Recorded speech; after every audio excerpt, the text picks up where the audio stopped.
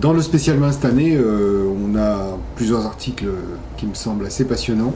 Il y en a un sur les fraudes, c'est-à-dire qu'on a réussi à rentrer dans le labo de l'antifraude, hein, le labo de la répression des fraudes, ceux qui analysent vraiment tout, c'est-à-dire depuis les vins trafiqués, depuis les vins qui ont des fausses étiquettes, les faux vieux millésimes, les fausses boissons qui se revendiquent du vin.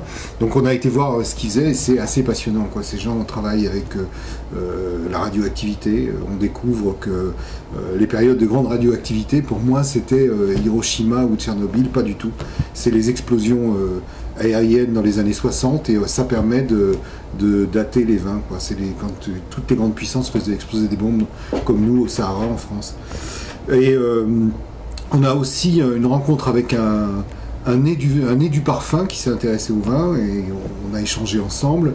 On a évidemment les 13 appellations en essayant toujours de mixer un peu les appellations relativement chères avec beaucoup d'appellations pas chères du tout, de manière à manier un petit peu le prestige et l'abordable. Et puis enfin on a le gros dossier sur les foires au vin.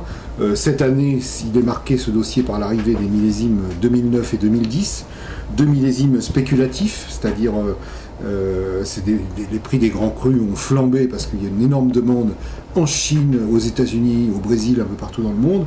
Et donc nous, on a eu tendance à écarter ces vins spéculatifs parce que au-delà de 50 € la bouteille, ça paraît un peu une folie d'acheter du vin pour le consommer.